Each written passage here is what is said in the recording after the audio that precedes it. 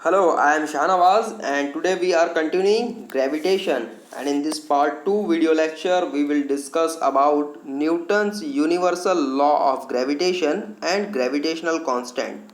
So in previous lecture we discussed about the gravitational force and the effect of the gravitational force in our surrounding. हमने देखा किस तरह से अगर किसी ऑब्जेक्ट को किसी हाइट से ड्रॉप किया जाता है तो वो सिर्फ नीचे की तरफ ही आता है, or the motion of the planets around the sun and the motion of the moon around the earth is depends on the gravitation. हमने ये ऑलरेडी डिस्कस किया और इसके बारे में कुछ फैक्ट्स भी देखे लास्ट लेक्चर में.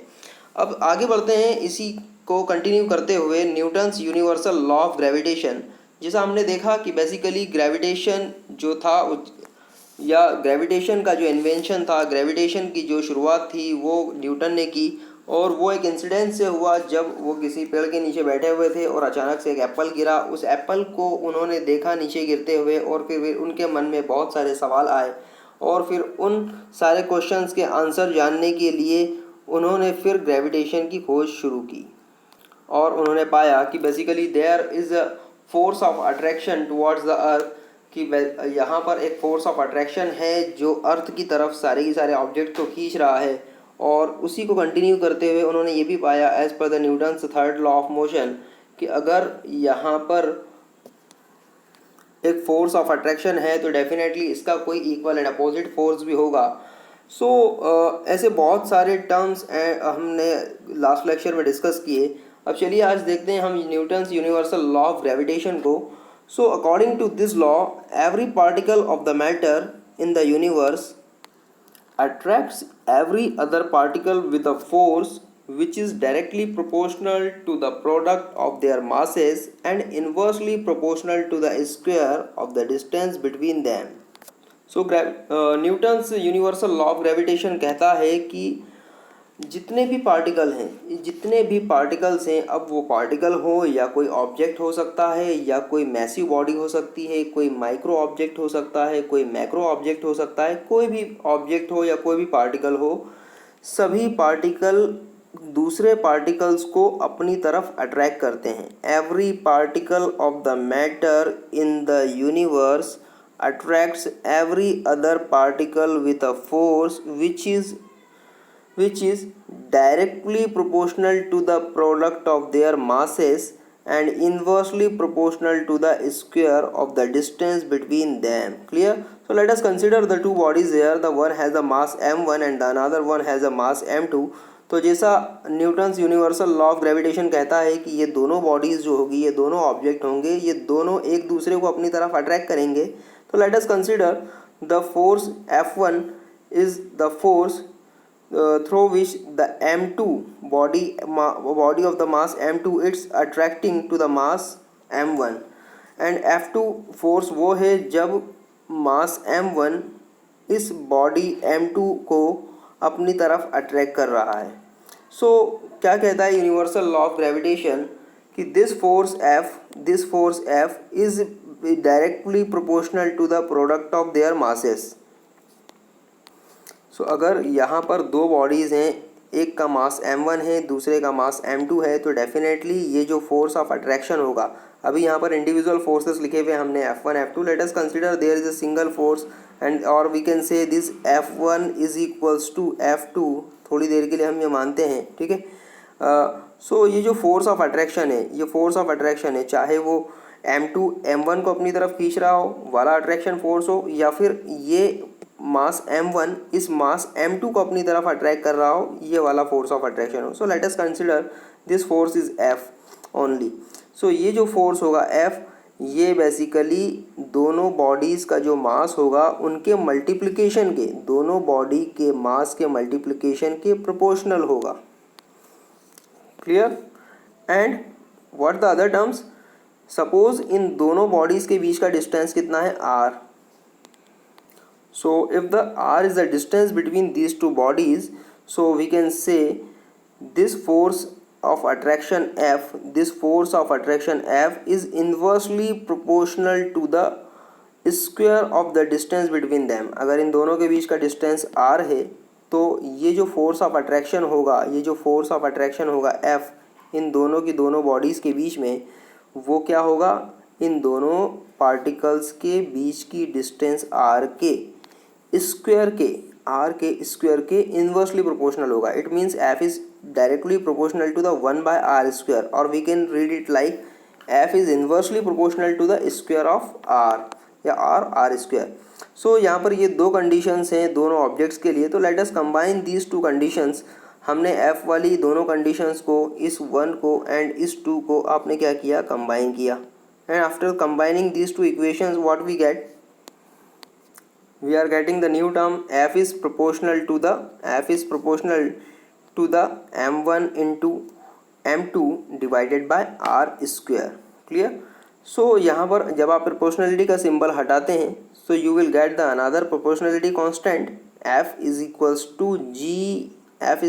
To g and the same m1 m2 upon r². यहाँ से आपको एक नई इक्वेशन मिल गई.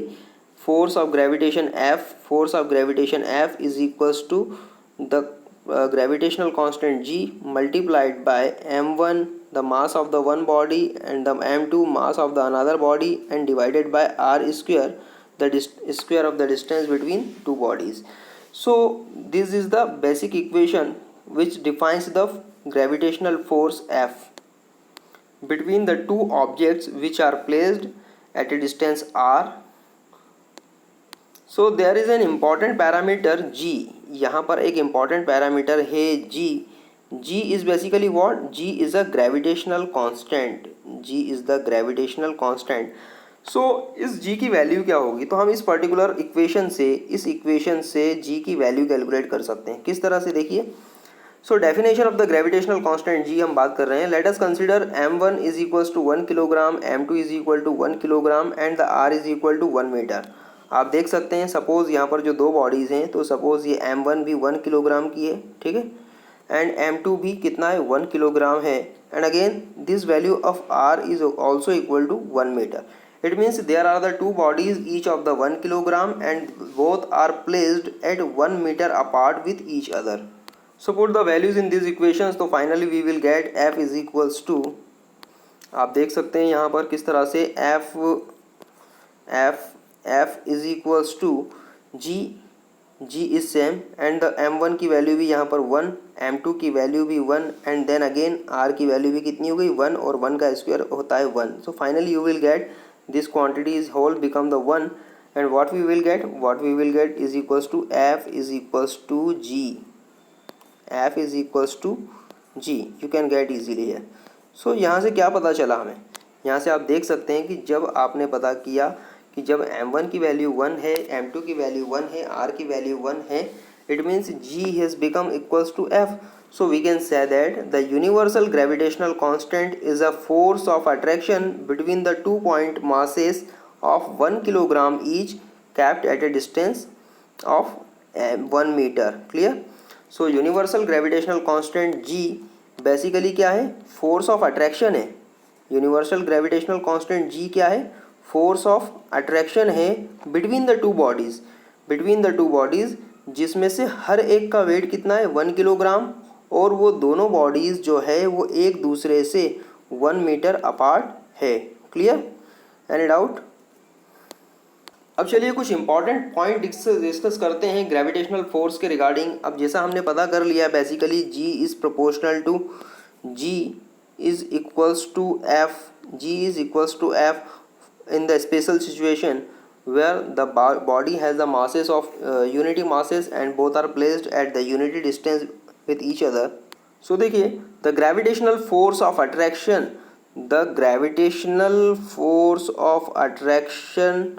does not change with the change in the medium. This is the very important point to get remembered.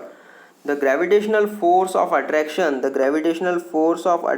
F does not change with the medium. Clear. अगर कोई दो बॉडीज़ हैं, सपोज़ दो बॉडीज़ हैं, यहाँ पर वो दोनों बॉडीज़ एयर में रखी हुई है, ठीक है. क्लियर. सो इनके बीच का जो फोर्स ऑफ अट्रैक्शन होगा एक दूसरे के लिए वो भी F है, ठीक है. सपोज़ उसे मैं F1 बोल देता हूँ. और जो दूसरी बॉडीज़ है, आपने एक टब में वाटर लिया हुआ है, ठीक है, और उस टब में ये दोनों बॉडीज़ को आपने रख दिया, सेम बॉडीज़, ठीक है, सेम बॉडीज़, क्लियर। और तब इनके बीच का जो फोर्स ऑफ अट्रैक्शन होगा, सपोज मैं उसे बोल रहा हूँ F2, तो आप ये पाएंगे F1 is equals to F2, F1 is equals to F2, clear, F1 is equals to F2। इसका मतलब क्या हुआ, इसका मतलब ये हुआ कि फोर्स ऑफ अट्रैक्शन जो दो बॉडीज़ के बीच में है उसका मीडियम पे कोई फ़र्क नहीं पड़ता कि वो बॉडीज़ कहाँ पर रखी हुई है, वो बॉडी एयर में है, वो बॉडी वाटर में है या किसी पर्टिकुलर दूसरे लिक्विड में है, उससे कोई फ़र्क नहीं पड़ता, क्योंकि फोर्स ऑफ अट्रैक्शन जो है वो सिर्फ और सिर्फ किस पर डिपेंड करता है, दोनों बॉडी के मासेस पर और उनके बीच की डिस्टेंस पर। There is a no effect of any medium. So same thing is we are saying here, the gravitational force of attraction does not change with the change in the medium between the point masses, clear. If the medium is air or water, the force of attraction remains the same, clear. तो force of attraction medium पे depend नहीं करता, दो bodies किसी भी particular medium में हो, हमेशा उन दोनों बॉडीज़ के बीच का फोर्स ऑफ अट्रैक्शन इक्वल होगा। अब देखिए यहाँ पर एक और इम्पॉर्टेंट कंसिडरेशन है जो बेसिकली फोर्स ऑफ ग्रेविटेशन को न्यूटन्स के थर्ड लॉ ऑफ मोशन, जो फोर्स एक्शन रिएक्शन वाला जो लॉ है उससे रिलेट कर रहा है यहाँ पर। सो लेट अस कंसिडर, यहाँ पर अगेन दो बॉडीज़ हैं जो जिसका पहले का मास m1 है, दूसरे का मास m2 है। तो लेट अस कंसिडर कि m1 को इस बॉडी m1 मास वाली बॉडी को m2 मास वाली बॉडी अपनी तरफ अट्रैक्ट कर रही है, इस तरह से, ठीक है। सो ये क्या हुआ, force of attraction for the body m1 towards m2, clear. So इसे आपने डिनोट किया सपोज F21 से, क्लियर। एंड अगेन दूसरा कोई फोर्स है जो बॉडी m1 इस बॉडी m2 को अपनी तरफ अट्रैक्ट कर रही है, इस तरह से, ठीक है, आप देख सकते हैं यहाँ पर इस तरह से ये बॉडी m1 इस बॉडी m2 को भी अपनी तरफ अट्रैक्ट कर रही है। इसे सपोज आपने कहा F12। अब सपोज ये दोनों बॉडीज़ जो है वो ऑलमोस्ट इक्वल मासेस की है। सो यहाँ पर जो F21 होगा वो क्या होगा, माइनस ऑफ F12, यहाँ पे थोड़ी सी मिस्टेक है, ये F12 क्या होगा, F12 F is equals to minus of F21। So आप देख सकते हैं F12 is equals to minus of F21। It means कि ये दोनों फोर्स ऑफ अट्रैक्शन कैसे हैं, एक दूसरे के लिए बिल्कुल सेम है, एक दूसरे के लिए फोर्स ऑफ अट्रैक्शन कैसे हैं, एग्जैक्टली सेम है। सो उन केस में, इस केस में यहाँ पर F12 क्या होगा, माइनस ऑफ F21 होगा।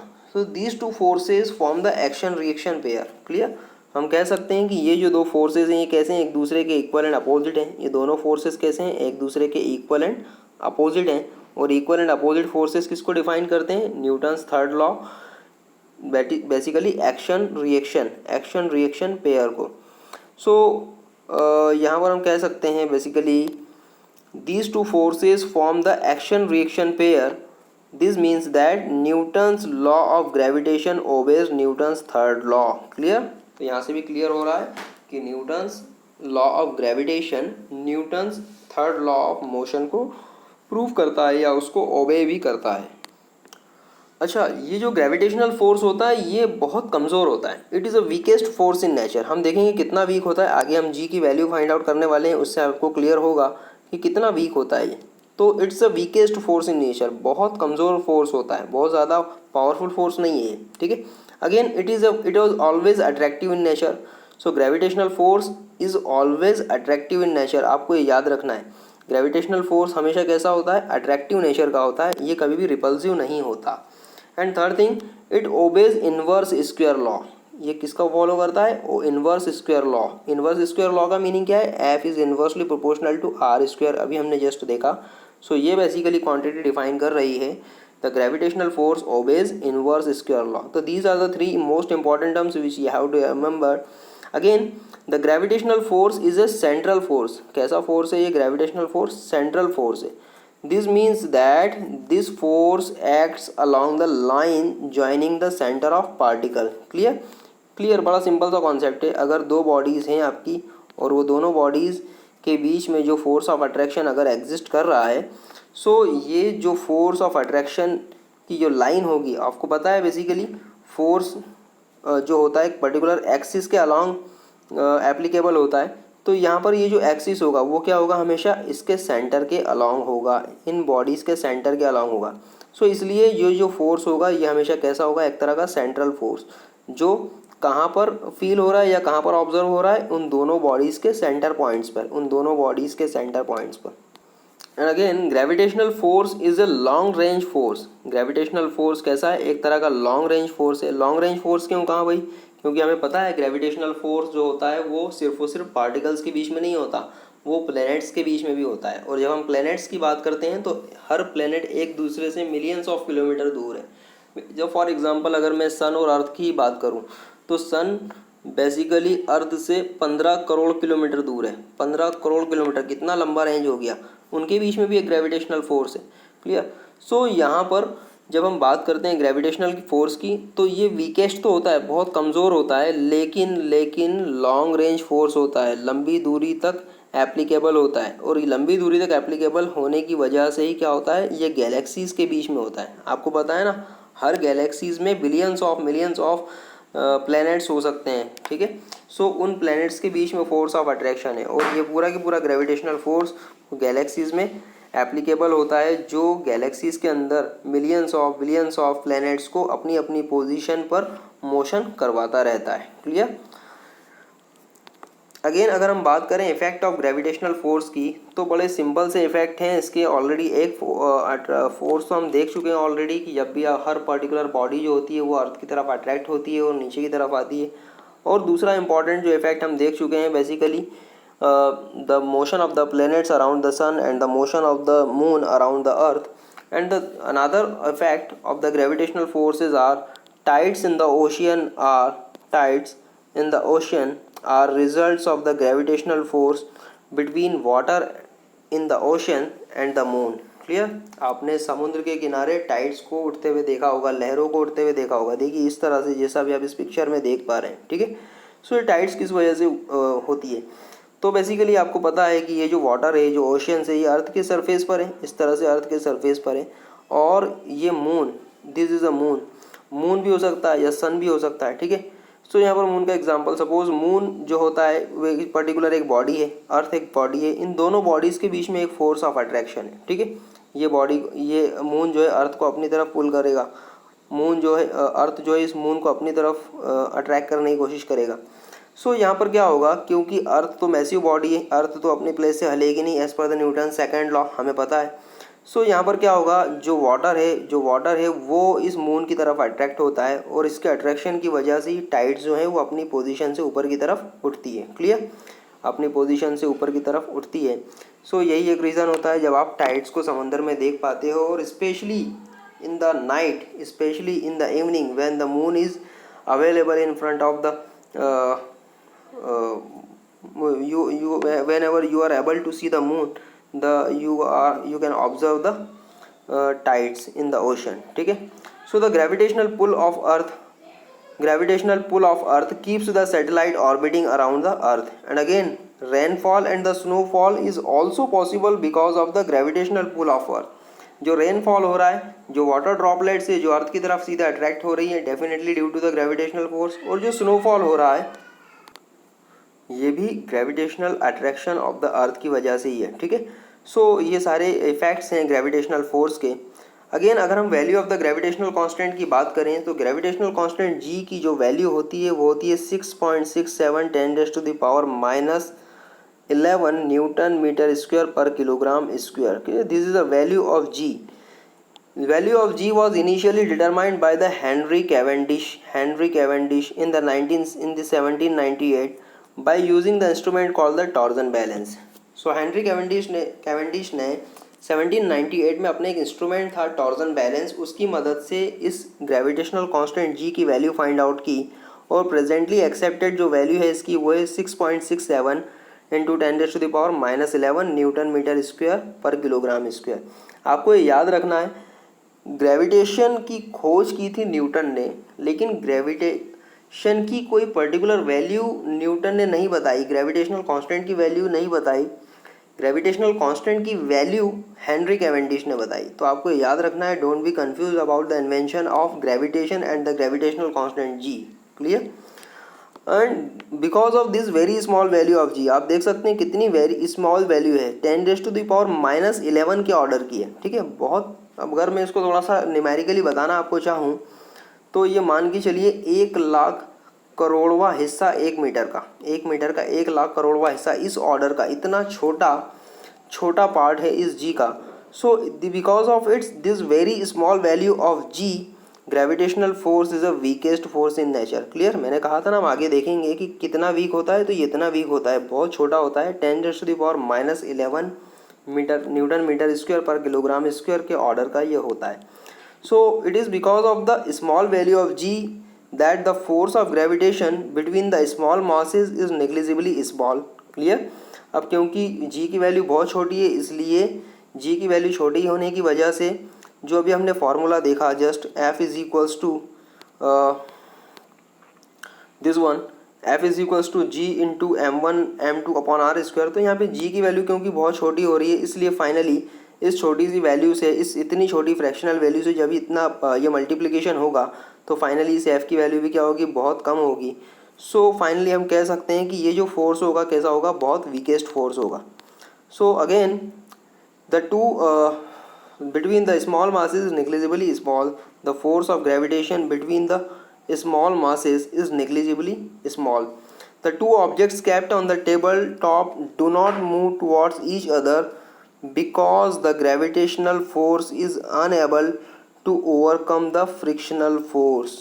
Clear? अगर आपके टेबल पे दो ऑब्जेक्ट रखे हैं तो डेफिनेटली उनके बीच में फोर्स ऑफ अट्रैक्शन है, लेकिन वो एक दूसरे की तरफ अट्रैक्ट नहीं हो रहे हैं, इट मीन्स मूव नहीं हो रहे हैं, एक दूसरे की तरफ मूव नहीं हो रहे हैं। सो इसका मतलब ये है कि वो जो ऑब्जेक्ट किसी टेबल पर जब रखे हुए हैं तो उनके बीच में जो फ्रिक्शनल फोर्स है, उस फ्रिक्शनल फोर्स का इफेक्ट उस ग्रेविटेशनल फोर्स से ज़्यादा है, इसीलिए वो ऑब्जेक्ट मूव नहीं कर पा रहे हैं एक दूसरे की ओर। ठीक है, सो इसका जो इफेक्ट है वो नॉर्मली आपको दिखेगा जब एक ऑब्जेक्ट क्या हो, बहुत ज़्यादा बड़ा हो। So it becomes appreciably when at least one body is huge like the earth. ठीक है, सो ग्रेविटेशन का इफेक्ट जो है वो तभी देखने को मिलता है जब दोनों में से कोई एक बॉडी क्या हो, बहुत ज़्यादा बड़ी हो। Clear? So this is the basically value of gravitational constant ji, and I hope you enjoyed this lecture and you learn a lot with this lecture. अगर आपको इसमें कोई डाउट है तो आप इस लेक्चर को कम से कम 2 से 3 बार देखिएगा, and after that you are getting any of the doubt then definitely you can WhatsApp to me. और मैं कहना चाहूँगा, अगर आपने अभी तक इस चैनल को सब्सक्राइब नहीं किया तो प्लीज़ अभी आपको सामने जो फेस आइकॉन नज़र आ रहा है आप उस पर क्लिक कीजिए और इस चैनल को सब्सक्राइब कीजिए। Thank you.